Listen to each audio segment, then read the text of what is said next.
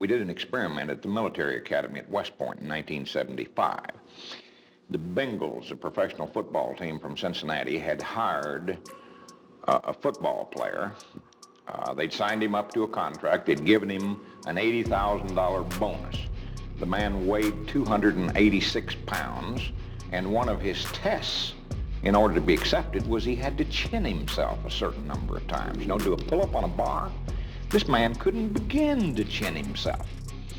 12 days prior to his reporting for the training camp, they sent him to us in desperation and said, make this man capable of chinning himself.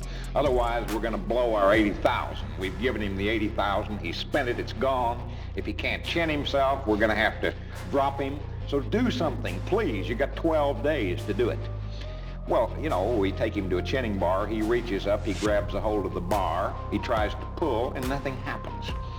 So what do? Well, you can't train him in a positive manner. He's incapable of pulling himself up. So we put him on a bench in the top position. And then we removed the bench and told him to lower himself. The first time we did it, he went zap to the floor. He just about yanked his arms out by the roots. He couldn't even do a negative chin. He couldn't lower himself. So we held him up. We stood under him, held him by the buttocks, and gave him assistance so that he could do part of the negative work. 12 days later, he was tested. He did 4 3/4 chins in a normal fashion, pulling himself up and lowering himself down, pulling himself back up.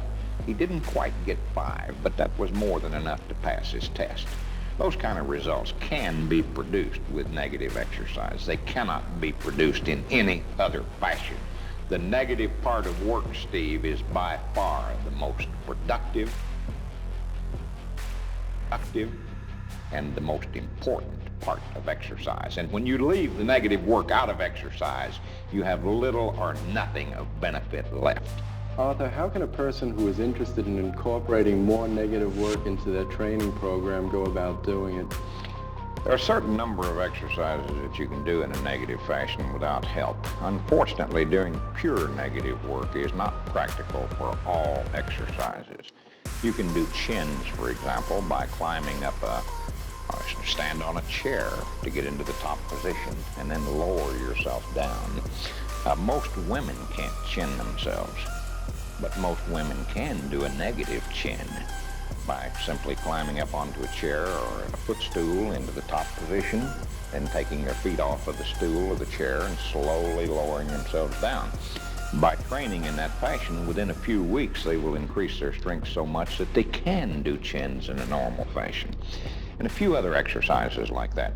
But where possible, don't try to avoid the negative part of work. In fact, emphasize the negative part of work. Accentuate the negative part, because the negative part of exercise, quite contrary to the claims of the promoters, the touters of isokinetic exercise, the negative part of exercise is by far the most important part of exercise.